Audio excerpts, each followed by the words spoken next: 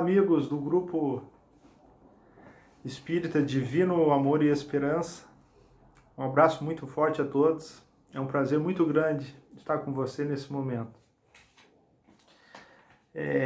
Meu nome é Marcelo Zago, para quem não me conhece, e a pedido desses ceareiros do bem, nós vamos iniciar a nossa conversa de hoje para falar sobre um ícone do cristianismo no mundo.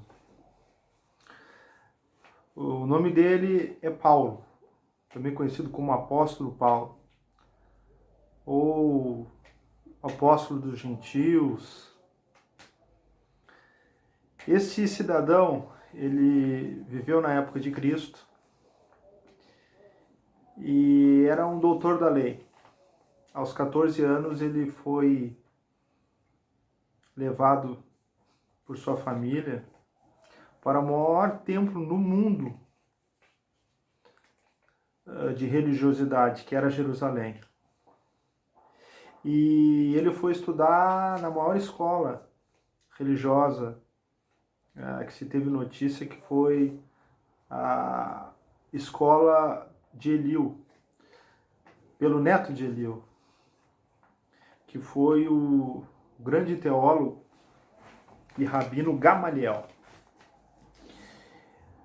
Ele nasceu na cidade de Tarso. E tão logo Jesus, ali numa aldeia próxima, começou a fazer um certo movimento e milhares de pessoas começaram a seguir Jesus. Ele curava as pessoas, falava coisas maravilhosas. Esse cidadão se rebelou, se revoltou e começou uma articulação para perseguir os cristãos. Então, logo Jesus foi crucificado, ele chegou a matar cristãos, matou Estevão, por ordem dele, matou Estevão, que foi o primeiro mártir do cristianismo, um verdadeiro santo. E ele então entrava nos lares, das casas, das pessoas e pedia para blasfemar contra Jesus, para negar a fé. Ele aterrorizava, batia nas pessoas, mandava prender, até que, depois de ele ter açoitado alguns dos apóstolos, ele saiu para caçar um dos médiuns da época, que era Ananias. E Ananias vivia numa cidade chamada Damasco. E quando ele estava no caminho com a sua guarda, porque ele tinha poderes para prender, e até, se fosse preciso, até matar, ele avistou uma luz muito forte, que era Jesus, mas uma luz tão forte que deu uma explosão e ele caiu no chão, junto com seus outros companheiros, os soldados que acompanhavam. E o resultado disso foi que ele viu o Nosso Senhor e naquele segundo ele se deu conta do que ele estava fazendo. Porque ele era uma pessoa muito culta, muito inteligente, conhecia os códigos do Sinédrio, as leis de Roma, era um poliglota. Ele falava grego, que era o inglês da época, latim, o idioma do Império Romano, hebraico, que era o idioma das grandes escrituras. Ele transcorria com muita desenvoltura dos territórios do saber. Tinha uma cultura invulgar. Para nós termos uma ideia, numa das cartas que ele escreve para Tito, um dos seus seguidores, ele cita um filósofo do século VI a.C., Epimênides.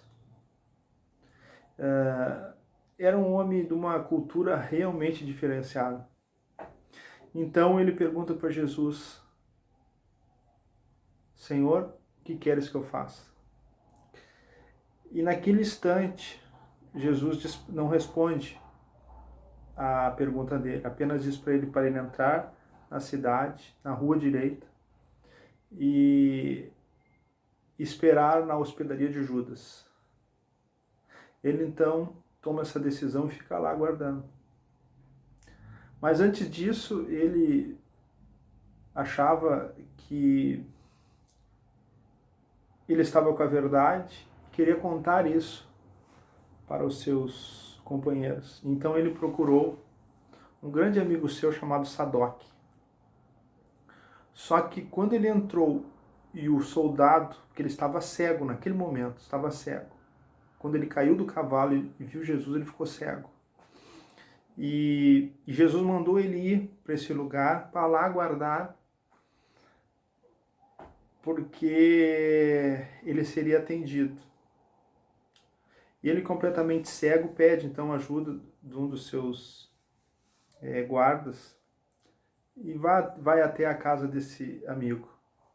Só que chegando lá, o amigo anuncia que era o Saulo, o doutor Saulo, e que ele queria conversar com ele porque ele tinha visto Jesus e ele se tinha convertido a Jesus.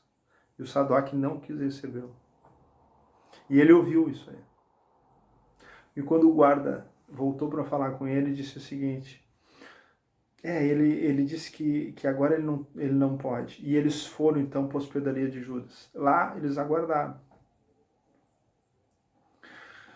No terceiro dia, bate uma pessoa na porta e ele já tinha dispensado essa guarda, ele estava sozinho, cego, sozinho nessa hospedaria.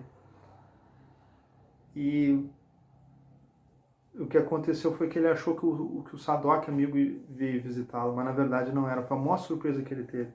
Aquela pessoa que ele estava procurando, estava perseguindo, que era Ananias, bate na porta e ele ouve então aquelas palavras que ele jamais tinha ouvido, com tanta doçura. Irmão Paulo, eu me chamo Ananias. Eu venho a pedido de nosso Senhor Jesus Cristo para te atender. E Saulo então fica envergonhado. Aquilo ali foi um choque para ele. E durante esse tempo ele começa a tomar passe até que ele fica curado. Ele se torna então, meus irmãos, o maior difusor do cristianismo. Se hoje o cristianismo existe, é graças a esse espírito. E esta história tão bonita é conhecida, né, no Novo Testamento, mas ela é muito mais explicada numa das obras de Chico Xavier, chamada Paulo e Estevão, que nós convidamos a vocês para lerem, porque é uma leitura muito aprazível e maravilhosa. Paulo, então, inicia sua jornada sendo perseguido de todas as formas. Ele foi quase morto algumas vezes, foi apedrejado, foi perseguido. E durante todo o instante de sua vida, ele sentia a presença do Senhor Jesus. Todo instante. Paulo é o maior escritor do Novo Testamento. São 27 livros no Novo Testamento. Paulo escreveu 14, diretamente. Sendo que dos 4 evangelhos, Mateus, Marcos, Lucas e João, dois desses evangelistas foram aluno dele. O evangelho de um deles, de Lucas, desconfia-se que foi os próprios escritos de Paulo que Paulo entregou para Lucas e Lucas escreveu. Mas se isso tudo já não fosse suficiente, um dos livros que chama-se Os Atos dos Apóstolos, que foi escrito por Lucas, porque Lucas foi o médico no final da vida de Paulo, que cuidou dele. E acabou conhecendo o cristianismo e se converteu. Então ele era um grego, pessoa muito culta, e ele abarcou todo esse conhecimento e escreveu o Evangelho e esses Atos dos Apóstolos. Os Atos dos Apóstolos é um nome enganoso, porque na verdade é a história de Paulo e de Pedro. De maneira que, se não fosse ele, meus irmãos, o cristianismo não seria o que é hoje. Foi o maior pregador do cristianismo, aquele que abriu mais igrejas, o maior evangelizador. Sem dúvida alguma, aquele que fez a diferença, inclusive frente aos apóstolos, que foi ensinar os apóstolos. Ele não fez parte dos 12 apóstolos, daquele grupo que viveu diretamente com Jesus, mas ele viveu espiritualmente com o Senhor. Então, ele nos deixou um legado muito grande, mas, sobretudo, um legado de muita devoção e de muito amor. Porque ele morreu pobre, doente, praticamente abandonado, e nunca reclamou. Porque, segundo ele, morrer por Cristo era lucro. Morrer por Cristo era lucro. E as suas cartas são verdadeiras enciclopédias. É uma obra mediúnica, escrita por ele no plano terreno, mas ditada pelo Senhor. E isso nós observamos numa dos escritos de Chico, quando ele diz que ele estava muito triste porque ele não estava dando conta. Ele saía de uma cidade, ia para outra, e quando ele chegava nessa outra, estava dando problema nessa igreja. E ele não sabia, porque ele tinha que ir ainda para uma outra, e ele ia fazendo viagens e pregando e abrindo igrejas e difundindo o cristianismo. E ele não conseguia estar em todos os lugares ao mesmo tempo. Foi que o Senhor apareceu para ele e disse que a partir daquele momento ele iria escrever cartas, que são as chamadas epístolas, né? As cartas de Paulo. O maior texto do Novo Testamento também é dele, é uma dessas cartas, Carta aos Romanos. É um banho de luz e de alegria. No Evangelho segundo o Espiritismo, nós temos ali, na parte onde os Espíritos da Codificação falam sobre amor e caridade, uma das epístolas dele que foi a Epístola 13 aos Coríntios, que é dos escritos mais impressionantes que consegue sintetizar todo o sentimento de Jesus, que diz mais ou menos assim, em outras palavras: ainda que eu falasse todas as línguas, até as línguas dos anjos e dos mortos, conhecesse todos os mistérios, soubesse tudo, e ainda que eu doasse todo o meu corpo, todos os meus bens, se eu não tivesse amor, eu nada seria.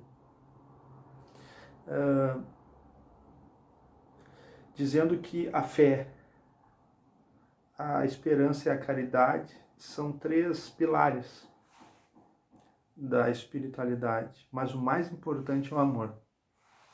E nós vemos então o sentimento desse grande espírito, dessa pessoa que ainda hoje nós nos lembramos e nos damos conta de que tanto Paulo quanto nosso Senhor Jesus passaram desafios físicos impressionantes.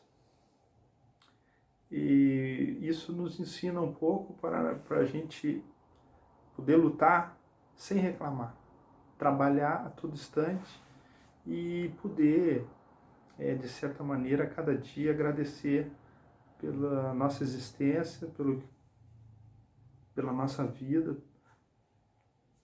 por nós estarmos aqui da forma que estivermos. Então este que seria o recado do dia de hoje e convidamos a todos a uma prece de encerramento. Então nós vamos fechando os nossos olhos, elevando o nosso pensamento ao Senhor Jesus, aos amigos espirituais, aos nossos guias, e pedimos ao Senhor Jesus que abençoe a todos nós neste momento, nos enchendo de paz, de esperança e amor. Obrigado, Senhor, hoje e sempre. Que assim seja. Forte abraço, meus amigos.